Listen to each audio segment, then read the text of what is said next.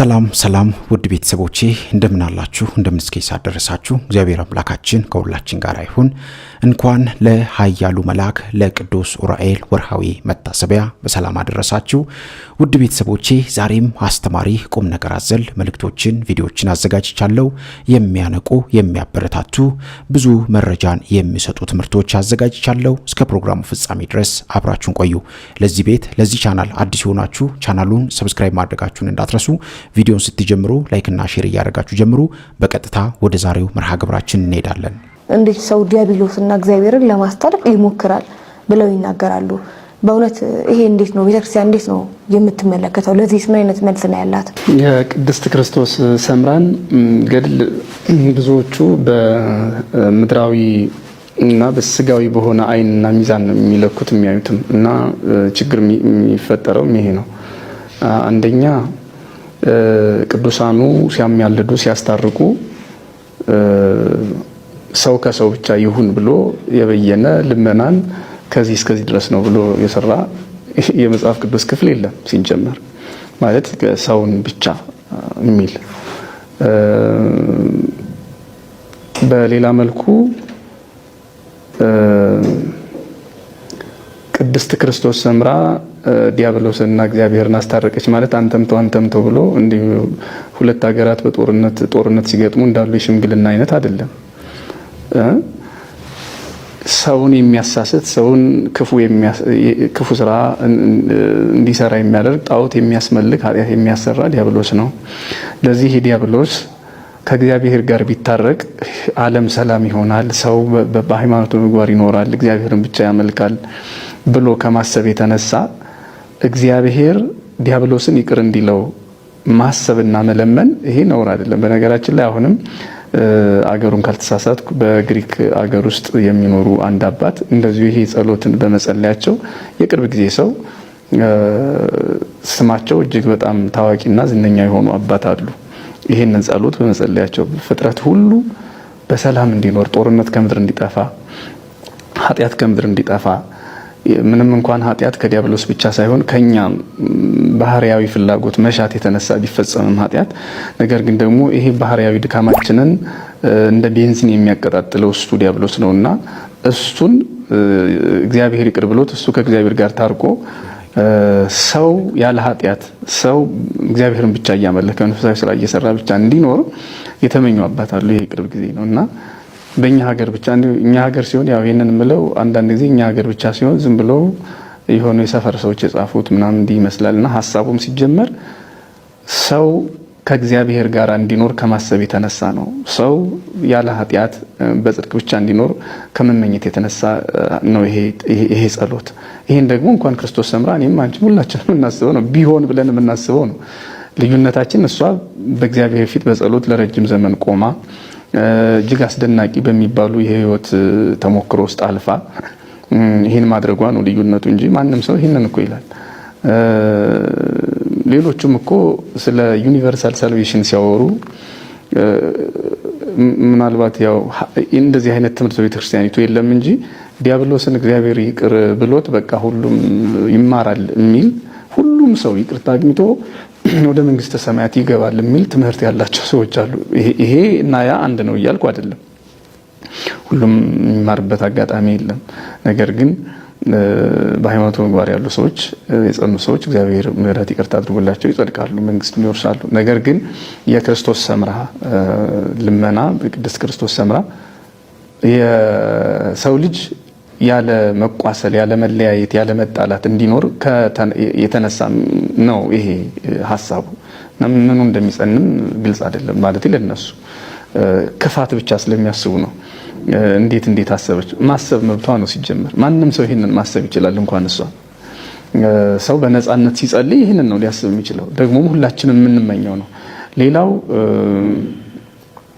ምናልባት ይሄ ነፍሳትን ከሲኦል ማውጣት ምናምን የሚል ቃል ኪዳን በብዙ ቅዱሳን ላይ ያለው ቃል ኪዳን ነፍሳትን በቃል ኪዳናቸው ከሲኦል ያወጣሉ ሲባል ሁለት ትርጉም መረሳት የለበትም። የመጀመሪያው በቅድስት ክርስቶስ ሰምራ ብቻ ሳይሆን በሁሉም ቅዱሳን ገድል ላይ ይሄ ሊኖር ይችላል እና ነፍሳትን ማውጣት ማለት ሲኦል በመጀመሪያ ደረጃ የመጨረሻ ፍርድ የሚሰጥበት የተሰጠበት የቅጣት ቦታ ወይም የቅጣት ዓለም አይደለም፣ ጊዜያዊ ፍርድ ነው። የመጨረሻ ፍርድ የሚሰጠው ሙሽራው ክርስቶስ ሲመጣ ነው። የማቴዎስ ወንጌል ምዕራፍ 25 ቁጥር 1 ጀምሮ እንደተጻፈው ያኔ ምህረት የለም። ሙሽራው ሲመጣ ይህን ዓለም ለማሳለፍ ሲመጣ ምህረት የለም። ይሄ በምን ታውቋል? በማቴዎስ 25 ላይ ያሉ አምስቱ ሰነፎች ዘይት ጎሎባቸው ከነዚያ ከልባሞቹ ዘይት ስጡን ብለው ሲለምኑ ለኛና ለናንተ የሚበቃ የለም አሏቸው። እነዚያ መስጠት የለመዱ ማበደር የለመዱ አይደለም ዘይታቸው ራሳቸውን መስጠት ይችሉ የነበሩ ሴቶች አሁን እንቢ ማለታቸው ክርስቶስ ሲመጣ ለፍርድ ያኔ ምህረት እንደሌለ ያኔ ሰው አምኖ ያኔ ሰው እንዳዲስ ወይ እንደው ጻድቃን ሰማዕታት ያማሉ ነበር እግዚአብሔር ኢየሱስ ክርስቶስ እግዚአብሔር ነበር እንዲለካ ብሎ ቢያምን እምነቱ አይጠቅመውም ማለት ነው። ከዘይታችሁ ዘይት ስጡን ባሏቸው ጊዜ አይሆንም ያሏቸው ለዛ ነው። ክርስቶስ ለፍርድ ሲመጣ ያኔ በሃይማኖት ምግባር የጸኑ ሰዎች ይድናሉ። ሃይማኖት ምግባር የሌላቸው ሰዎች ደግሞ እንዳዲስ ቢያምኑ እንኳን እምነታቸው አይደናቸውም፣ አይረባቸውም፣ አይጠቅማቸውም። ስለዚህ ክርስቶስ እስኪመጣና ለገሃነም ሰዎች እስኪፈረድባቸው ድረስ ሰዎች ከሲኦል የመውጣት እድል አላቸው ማለት ነው። እና ሲኦል የመጨረሻው የቅጣት ስፍራ አይደለም። ለዛም ነው ክርስቶስ አምላካችን ሰዎች ወደ ገሃነም ከመሄዳቸው በፊት ሲኦል ውስጥ ያሉ ነፍሳትን ጠራርጎ አውጥቶ በራሱ ቤዛነት ወደ ገነት ወደ ቀደመ ክብራቸው የመለሳቸው። ሲኦል የመጨረሻው ቅጣት አይደለም። ስለዚህ ከሲኦል ውስጥ ነፍሳት በቃል ኪዳን ሊወጡ ይችላሉ። ይሄ እንዴት ሆነ? በቃ ይሄው እግዚአብሔር ካደረገው ምን እንላለን? ለምሳሌ ሉቃስ 16 ላይ በሲኦልና በገነት መካከል መታየት የለም አይደለ? ሩቅ ነው። እንደውም በቤተክርስቲያናችን ትምህርት በምስራቅና በምዕራብ ያሉ በጣም የተለያየ አቅጣጫ ላይ ያሉ ናቸው ሲኦልና ገነት። ነገር ግን የተኮነነ ሰው በሲኦል ውስጥ ያለ ሰው ገነትን አያት ነው የሚባለው ወይም ባለ ሀብት የሚባለው ሰው በጌታችን በኢየሱስ ክርስቶስ የምሳሌ ትምህርት ላይ ያለ ሰው እና አሻግሮ በሲኦል ውስጥ ያለ ገነት ላይ ያለውን አብርሃምንና አላዛርን የሚባል ሰው አየ። ይቻላል እንዴ? አይቻልም። ሲኦል ውስጥ ያለ ሰው እንዴት ነው ገነት ማየት የሚችለው? ይሄ የሚቻል አይደለም። ነገር ግን እዚህ ውስጥ ተቻለ። ወንጌል ላይ ከተቻለ ወይም ደግሞ ሲኦል ውስጥ ያለ ሰው ገነት ውስጥ ያለን ሰው አሻግሮ ማየት ከቻለ ገነት ውስጥ ያሉ ሰዎች ደግሞ በገነት በዓለመ ነፍስ ያሉ ሰዎች ደግሞ ሲኦልን ማየት አይችሉም ብንል ይሄ በራስ ላይ መቀለድ ማሾፍ ነው። ይሄ ኃጢአተኛ እንኳን ሲኦል ውስጥ ሆኖ ምድር ላይ ያሉ ወገኖችን ጭምር አስቧል። 5 ወንድሞች አሉኝና እባክህ እኔ ወዳለሁበት እስከ ዓለም እንዳይመጡ እባክህ አሳስብልኝ እያለ አብርሃምን ተማጽኗል። አንዷ ቢሾፕ ቀደም ስትል ወንድ የነበረችና ትራንስጀንደር ያደረገች እና ጾታዋን የቀየረች ናት። አንዷ ቢሾፕ እዚህ ሀገር መጣለች። እናደረገች እዛ ላይ ስትሆን ጾታቸውን መቀየር ለሚፈልጉት የቤተ ክርስቲያን የአስራት ገንዘብ ሊሰጣቸው ይገባል። ገንዘብ ያጣና መቀየር ከፈለገ ቤተ ክርስቲያን ሊሰጥ ይገባል። የተወደዳችሁ የእግዚአብሔር ልጆች በአምላካችን በእግዚአብሔር ፍጹም ሰላም እንደምን አላችሁ? ከድንዛዜ እንውጣ፣ ከአዚም መንፈስ እንላቀቅ። ሐዋርያው ቅዱስ ጳውሎስ በገላትያ መልእክቱ ላይ የገላትያ ክርስቲያኖችን ከአዚም መንፈስ እንዲላቀቁ አዟቸው ነበረ። ሃይማኖት በሚመስል ከንቱ መታለል ትውልድ እያለቀ ነው። ከስርዓት ያፈነገጠ በየቤተ እምነቱ የሚታየው ክፉ ልምምድ፣ መጥፎ ልምምድ አሁን እውነቱ እየታየ ነው። አይኑን አፍጥጦ እየመጣ ነው። የምዕራባውያን ርካሽ አስተሳሰብ ሀገርንም ትውልድንም ይጎዳል። እባካችሁን ከድንዛዜ እንውጣ፣ ከዚህ ከአዚም መንፈስ እንላቀቅ። ኢየሱስ በሚል ስሙን ሽፋን በማድረግ የአውሬውን መንፈስ ልምምድ ውስጥ የገባ ትውልድ ውስጥ ደርሰናል። ምን ስትሆኑ ነው የምትነቁት? እባካችሁን ለምንድነው ራሳችሁን ከአውሬው መንፈስ ከጥልቁ አሰራር የማትለዩት? እረ ባካችሁን በእምነቱ ሽፋን ካባ ውስጥ ራሳችንን ደብቀን አንታለል። ራሳችንንም ቤተሰቦቻችንንም ወዳጆቻችንንም እናድን። አውሬው እየቀረበ ነው። ድምፁ ይሰማል። ጥርሱን እያፏጨ ነው። ድምፁ ይሰማል። ትውልድና ሀገርን ልንታደግ ይገባል። በተለይ በፕሮቴስታንት ቤተ እምነት ውስጥ ያላችሁ ሉተራውያንም ሆናችሁ ሙሉ ወንጌልም ወዘተረፈ እባካችሁን ማምለጫ ጊዜው አሁን ነው። ትውልዱ በተለያዩ ምዕራባውያን ርካሽ አስተሳሰብ ጾታን በመቀየር ተመሳሳይ ጋብቻ ወይም ጌይ የምንለው ይህን በመሳሰለ ርካሽ ችግር ውስጥ ትውልዱን ከታችሁታል። ፈጣሪ ዓለማት የፈጠረን ወንድና ሴት አድርጎ አልቆና አክብሮ ወደዚህ ዓለም ያመጣን ለዓላማ ነው። መንግስቱን እንድንወርስ ክብሩን እንድንወርስ ነው። ጾታን ቀይሩ፣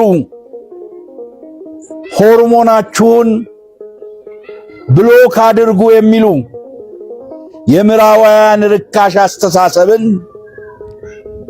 ከሕይወታችን እናውጣ። እባካችሁን ወደ ሕይወት ማዕድ እንምጣ። ምር ወደ ክርስትና እንምጣ። እናት ወደ ሆነችው ቤተ ክርስቲያን እንምጣ። አምልጡ። ቤተሰቦቻችሁን ይዛችሁ አምልጡ። መሸሸጊያ ያላችሁ፣ አልባ መጠጊያ ያላችሁ ኦርቶዶክስ ተዋሕዶ ቤተ ክርስቲያን ናት። ትውልድ ገንቢ ናት። ትውልድ አራቂ ናት። ትውልድ ሰሪ ናት። ለመንግሥተ እግዚአብሔር የምታበቃ ናት። ነቢየ እግዚአብሔር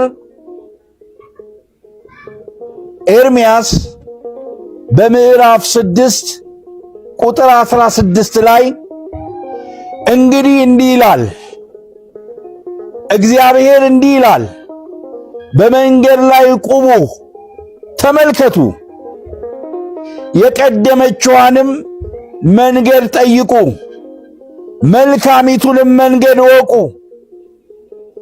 በእርሷም ላይ ሂዱ፣ ለነፍሳችሁ ረፍት ታገኛላችሁ። እባካችሁን ለነፍሳችሁ ረፍት የምትሰጣችሁን ቅድስት ቤተ ክርስቲያን ፈልጉ። ወስብሐት ለእግዚአብሔር አሜን። እንግዲህ ይሄ ነው ቪዲዮ ተመልከቱ። አፏ ላይ ተጠግታ ነው ሜካፕ እየሰራቻት ያለችው።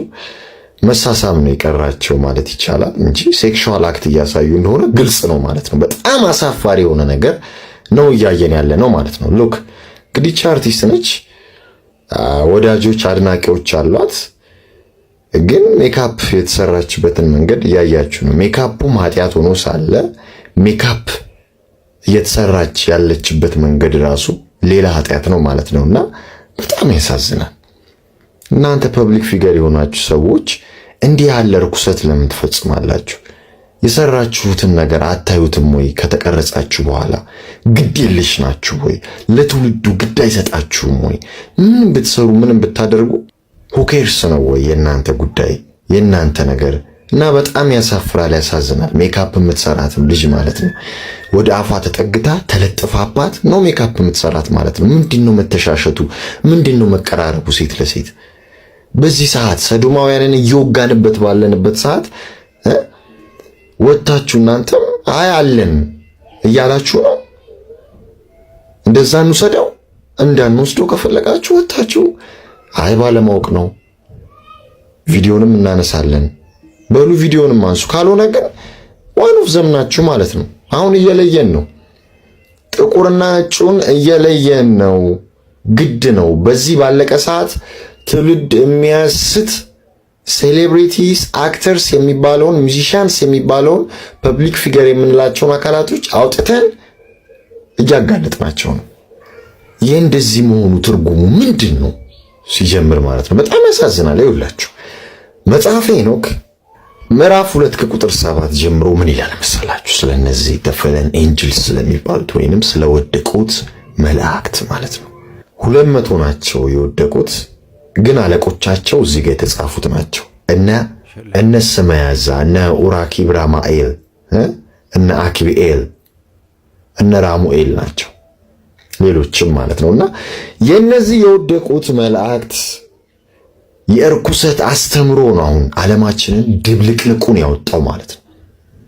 እና የዚህ የሜካፕ አጀንዳ ራሱ ከነዚህ ከወደቁት መላእክት የመጣ አስተምሮ ነው ማለት ነው።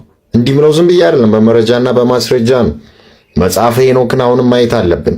መጽሐፈ ሄኖክ ምዕራፍ 2 ከቁጥር 17 ላይ ማለት ነው እነዛ የወደቁት 200 መላእክት እንግዲህ አለቆች አላቸው። እነ ስመያዛ እንደሆነ አይተናል። ከወደቁት መላእክት ውስጥ ደግሞ እነ አዛዝኤል ይውላችሁ እንግዲህ የጦርነት ዕቃዎችን ጋሻዎችን መስራት አስተምረዋል ማለት ነው። እና አዛዝኤል ይሄን ብቻ አይደለም፣ ቅንድብ መቀንደብን፣ አይን መኳልን፣ ዩሲ ጌጣጌጥ የሆኑ ነገሮችን ይሄ እንሶስላ መሞቅን አስተምሯል አዛዝኤል። እና አሁን የምታዩት ሜካፕ በጠቅላላ ከአዛዝኤል አስተምሮ የመጣ ነው ማለት ነው። ኬሚካል ነው ሲጀምር እኮ እነሱን የሚጎዳ እነሱን የሚያበላሽ ካንሰር የሚያስይዛቸው ብዙ ሳይድ ኢፌክት ያለበት ኬሚካል ነው እኮ እየተቀቡ እየተለቀለቁ ያሉት። የሚገርማችሁ ነገር እና ከሰይጣን ሲጀምር ምን ጥሩ ነገር ይመጣል? የሰው ልጅ መቀነስ ነው ዋና አጀንዳው። የክርስቶስ ተቋሚ ነው። ባይ ዲፎልት የሰው ልጅ ተቋሚ ነው ማለት ነው። ሰው ሁሉ በእግዚአብሔር አምሳል ስለተሰራ እና እነዚህ የወደቁት መላእክት ያስተማሩትን ነው ሴሌብሪቲ የምንላቸው ሁላችሁ። ቢፎር ሜካፕ እና አፍተር ሜካፕ ተመልከቷቸው። ፊታቸው የተለያየ ነው፣ ማንነታቸው የተለያየ ነው። ሜካፕ ሳይቀባ ሜካፕ ሳይለቀለቅ የሚወጣ የለም። በቃ ኮንፊደንሳቸውን ያ የአዛዜል ስፕሪት አሳጥቷቸዋል፣ ተቆጣጥሯቸዋል። መንፈስ ነው፣ ስፕሪት ነው። ገባቸው አይደል? የእሱ አስተምሮ ነው። ስለዚህ ማንም ሴት በራስ መተማመን የላትም ማለት ነው በዚህ ሰዓት። በቦይፍሬንዷ ፊት ሊሆን ይችላል፣ በባሏ ፊት ሊሆን ይችላል፣ ወይንም ደግሞ ሜንስትሪም ላይ ሊሆን ይችላል። ሜካፕ ካልተቀባች ካልተለቀለቀች አትወጣ። ያሳፍራል። የራሷን ማንነት አይደለም ይዛ የምትወጣው፣ የአዛዝኤልን ማንነት መገለጫ ነው ይዛ የምትወጣው ማለት ነው። አገኛችሁኝ አይደል? አዎ። አዛዝኤል ደግሞ እንድታምሩ አስቦ ፈልጎ ወዶ አይደለም፣ ከክርስቶስ ተቃራኒ ስለሆነ ነው። ገባቸው አይደለ? ጸረ ክርስቶስ ስለሆነ ነው። ስፕሪት ነው፣ መንፈስ ነው። ስለዚህ ሰው ልጅ በማንነቱ እንዲያፍር እግዚአብሔር በፈጠረው ማንነት በሰጠው ባህሪ እንዲያፍር በሰጠው ጸጋ እንዲያፍር ነው የሰይጣን ስራ ማለት ነው። ማሸማቀቅ ማለት ነው ስራው። ገባቸው አይደለ? በሱ ጥላ ስር እንድትሆኑ ነው አዛዝኤል የሚፈልገው፣ ይሄ መጥፎ መንፈስ ማለት ነው። ከዛ በኋላ ደግሞ ቀስ በቀስ ይገላቸዋል። በሽታ ነው የሚያስይዛችሁ፣ ካንሰር ነው የሚይዛችሁ፣ ብዙ ሳይድ ኢፌክት ቆዳችሁ ላይ፣ ስኪናችሁ ኬሚካል ነው የሚረጨው ፊታችሁ ላይ። በየአመቱ ምን ያህል ኪሎግራም ነው ፊታችሁ ላይ ኬሚካል የሚጨመርበት? በጣም እኮ ጥናቱን ብታዩት ትደነግጣላችሁ። እና ቆዳችሁ በሂደት ዳሜጅ ነው የሚሆነው፣ ውስጣችሁ በሂደት ዳሜጅ ነው የሚሆነው። የሴቶቹን ሳንጨርስ ወንዶቹም ገብተውበታል አይደል? አዶናይ የተባለ በዚሁ በአዛዝኤል መንፈስ የተጠቃ ሰው ደግሞ እንደምታዩት ፊቱን ይሰራል፣ ጥፍሩን ይሰራል፣ በጣም በሚያሳዝን ሁኔታ ማለት ነውና ሶሻል ሚዲያ ላይ እነዚህ ናቸው ኢንፍሉዌንሰር የሚባሉት። አያሳፍርም? ወንድ ልጅ የማይወክሉ ወንዶች ወንድ ልጅ ሲወክሉ ማለት ነው፣ በሚሊዮን የሚቆጠር ፎሎወርስ ይዘው እና ሰውም ወዴት እየሄደ እንዳለ አሁን እሱ የሚከተሉ ሰዎች ወዴት እየሄዱ እንዳለ ዩሲ እንዲህ አይነት ነገር እየጋበዛቸው እንደዚህ አይነት ነገር እየወደዱ እንደሆነ ነው የምታዩት እኮ። ይሄ በጣም እኮ አደገኛ ነገር ነው። ብልግናውን በአደባባይ ነው የሚያወሩት። ራሳቸውን በራሳቸው አርኩ ይላሉ። አሁን ደግሞ ራሳቸው እንደዚህ ያደርጋሉ። ተመልከቱ። ይሄን የሚሰራው አዶናይ ነው። ሎክ አይ ጊዜ አይ ዘመን ማናየው ነገር የለም። ይሄው ጥፍሩን የሚሰራው አዶናይ ነውና የአዛዜል ስፕሪት ተጠቂ እንደሆነ ነው የምታዩት ማለት ነው። ገባቸው አይደል? አንድ ቀን ያመሰግኑኛል፣ አንድ ቀን ይረዱኛል፣ አንድ ቀን ንስሐ ይገባሉ። በዚህ ምድር ላይ ሆነን በጣም እርግጠኛ መሆን ያለብን እግዚአብሔር እኛን እንደሚወደን እንጂ እኛ እንደምንወደው አይደለም። ሰይጣን እኛ እግዚአብሔር እንደምንወደው እርግጠኛ መሆን የለብንም። አንተ ነህ የምትወደኝ እንጂ እኔ አልወድህም። አንተ ነህ ስለምትወደኝ ነው በህይወት ያለሁት ነው የሚባለው። አንተ ስለምታፈቅረኝ፣ አንተ ስለታገስከኝ፣ ቀኑንና ማታውን የምታፈራርቀው አንተ ስለታገስከኝ ነው እንጂ በእኔ ፍቅር፣ በእኔ ጸሎት፣ በእኔ ስግደት አይደለም ነው የሚባለው። እንድንሰግድ እንድንጸልይ የታዘዝነው በሱ ምን ጸድቅ ሆነን ሳይሆን ስንሰግድ፣ ስንጸልይ፣ ስንጾም ጠላታችን ዲያብሎስን ስለምንመታው ነው። ከእግዚአብሔር ጋር በተገናኘ በእኛ ስግደት አይደለም፣ በእኛ ጸሎት፣ በእኛ በምህረቱ ነው። ግን ጾም፣ ጸሎት፣ ስግደትና ረጅም ሰዓት ቅዳሴ ያስፈልገውና ይሄ ሁሉ ልፋት፣ ትጋት ያስፈልገው ጠላታችንን እንድናሸንፍ ነው፣ ኃይል እንድናገኝ፣ ስጋችን እንዲቀደስ ነው። ይሄ ነው ልዩነቱ፣ እዚህ ጋር ነው። ይሄን ብዙ ሰው አያውቅም፣ አይረዳም። ፕሮቴስታንቶች አሁን በጾም ጸሎት ስግደት አይደለም ይሄ ሁሉ በእኛ ልፋት በእኛ ድካም አይደለም። አንድ ኢየሱስ አድኖናል። አዎ አድኖናል። አዎ በፍቃዱ አድኖናል። ከዛ በኋላ ስላለው ነገር ይህ ወገን ያለ ጾም ጸሎት በስተቀር በምንም አይወጣም አይደል ያለው ማርቆስ ወንጌል ላይ 9:26 ላይ። ስለዚህ ጾም ጸሎት ስግደት ያስፈልገው ጠላትን ለማሸነፍ ነው፣ ስጋን ለማበረታት ነው፣ ቅዱስ ለማድረግ ነው። እኔ ቅዱስ ነኝና እናንተም ቅዱሳን ሁኑ ብሏል። ቅዱስ ለመሆን ደግሞ የታዘዘውን ትእዛዝ መፈጸም አለብን። ጾሙ፣ ጸልዩ፣ ስገዱ ብሏል። ክብር ለሚገባው ክብርን ስጡ ብሏል። ክብር የሚገባው ደግሞ ስጋችንም ክብር ይገባዋል እኮ። ነገ ትንሣኤን ያህል እኮ አይደል እንዴ? ነገ ዘላለም ሕይወትን ይወርሳል ወይ ደግሞ ዘላለም ሞትን ይወርሳል። ከሁለት አንዱ ነው የሚሆነው። ስለዚህ ክብር ለሚገባው ክብርን ስጡ ካለ ስጋችን ንጹህ ማድረግ አለብን። ስጋችን መከበር አለበት። ቆሻሻ ነህ አንተ ኃጢአተኛ ነህ እያልነው አናገመውም፣ አናክፋፈውም፣ አናረክሰውም። ስጋው ደግሞ የምንቀበለው በሱ ስለሆነ ማለት ነው። ስለዚህ አካላችንን እናክብር። ሰውን ሄዶ በጩቤ መውጋት፣ በጥርስ ማውለቅ፣ ይሄ ሰው እንደዚህ ማድረግ የኛ አይደለም፣ የሰው ተፈጥሮ አይደለም። ይሄ ስጋችን እንዲረክስ የሚፈልግ፣ እንዲቆሽሽ የሚፈልግ፣ እንድንጎዳ የሚፈልግ ኃይል ነው ማለት ነው። ስለዚህ እግዚአብሔር ከዚህ አይነት ኃይለኝነት ያውጣን፣ ትዕግስተኞች ያድርገን፣ በትህትና እንድንኖር ያድርገን። ሰላሙ ነው። የዋህነት 3 ደረጃዎች አሉት። ስንት ደረጃዎች አሉት? 3። የመጀመሪያው የዋህነትን የሚለማመድ ሰው መጀመሪያ የሚያደርገው ክፉን በክፉ አትመልሱ የሚለውን ቃል መፈጸም ነው። መጀመሪያ የዋህ ሰው የሚባለው ለሚደርስበት ማንኛውም ክፉ ነገር ምንም አይነት ክፉ ምላሽ የማይሰጥ፣ ስድብም ቢሆን ሰድቧችሁ መርቁ፣ ስለሚያሳድዷችሁ ጸልዩ አይደለም የሚለው እግዚአብሔር ቃል። ስለዚህ የመጀመሪያው ክፉን በክፉ አለመመለስ የዋህነት የመጀመሪያው ደረጃ ነው። ሁለተኛው የዋህነት ደረጃ ክፉ ስለሚያደርጉበት ሰዎች መጸለይ። መጀመሪያ ክፉ ላይ ለማድረግ፣ ሁለተኛ መጸለይ። አንድ አባት ምን ይላሉ? አንዲት እህት ሄዳ ጠየቀቻቸው። ምንድነው የምትጠይቃት? ቢሮዬ ውስጥ ይጠሉኛል፣ ሲያዩኝ ፊታቸውን ያዞራሉ፣ ይጠቋቆሙብኛል፣ እንደዚህ ያደርጉብኛል እና ስቃይ ሆነብኝ፣ ጠላዋቸው። እንደዚህ ያለቻቸው እና ይሄ የአንቺ ድክመት ነው አሏት። ምናልባትም አንቺ የሚመስልሽ ከነሱ ካደረጉት በላይ እየተጋነነ ነው አእምሮሽን የሚረብሸው፣ ሰላም ያጣሽው በላይ እንዲህ አድርጊ አሏት። መጀመሪያ ስለነሱ ስለሚያደርጉት ምንም አጸፋ አትስጭ፣ ይሄን የዋህነትን ነገሯትና። ሁለተኛው ግን ስለነሱ ጸልይ አሏት። ጸልይ። ምን ብዬ ልጸልይ አለቻቸው። እንዲህ ብለሽ ጸልይ አለ። ጌታ ሆይ መልአክህን ላክና በእኔና በእነሱ መካከል ሰላም አድርግ። እባክህ የሰላምህን መልአክ ላክ። እነሱ በበጎ እንዲያዩኝ እኔም በበጎ እንዳያቸው፣ እነሱ በጎ ቃል እንዲናገሩኝ እኔም በጎ ቃል እንድናገራቸው፣ ክፉም ከተናገሩኝ እንድታገሳቸው፣ እንደዚህ ብለሽ ጸልይ አሏት ይላል። የሚገርማችሁ ይህን 2 ሱባኤ ያህል ከጸለየች በኋላ ሰዎች ሁሉ ወደዱኝ ብላ ተመለሰች ይላል ታሪኩ ላይ። እግዚአብሔር እንዲህ ያለው ማስተዋል ለሁላችን ያደረገ።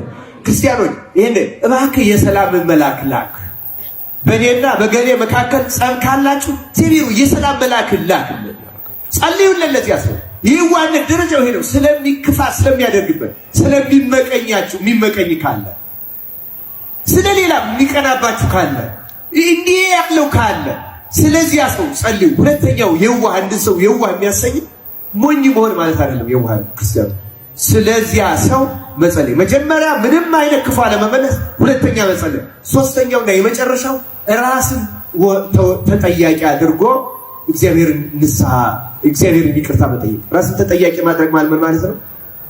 ምናልባት ይሄ ሰው እንዲህ አይቶ የሚያይ እኔ ኃጢአተኛ ስለሆንኩ በኃጢአቴ ምክንያት ሊሆን ይችላል። የሰራፕታዋ መበለት ትዝ ትላቸዋለች። ለኤልያስ እንጎቻ ጋግራ አምጥታ ቤቷ በዱቄት በረከት የተሞላላት ኤልያስን ካስገባቸው በኋላ ልጇ ሞተባት። ሲሞትባት እንዲህ ብላ አሰበች ይችላል። ልጄ የሞተው ይሄ እግዚአብሔር ሰው ነብዩ ቤቴ ገብቶ ሲጸልይ እግዚአብሔር ኃጢአቴን ገልጾለት አዝኖብኝ በእኔ ኃጢአት ሊሆን ይችላል የሆነው ሁነት እሷ ተጠያቂ ያደረገች እና ሄዳ ኤልያስን ይቅርታ ጠየቀችው። እባክህ የእግዚአብሔር ሰው ሆይ ካንተ ጋር ምን አለ? ራስን ተጠያቂ ማድረግ ማለት የሚጠሉን ሰዎች፣ የሚመቀኙን ሰዎች፣ ጉዳት የሚያደርሱን ሰዎች ምናልባት በኃጢአታችን ምክንያት ነው እግዚአብሔር ትዕቢቴን አይቶ ዝቅ ሊያደርገኝ፣ ግብዝነቴን አይቶ ሊያስተካክለኝ፣ ፍቅርና የሰለጠነብኝ መሆኔን አውቆ ሊያርመኝ ፈልጎ ይሆንን? ምናልባት በእኔ በተደበቀ ኃጢአት ሊሆን ይችላል።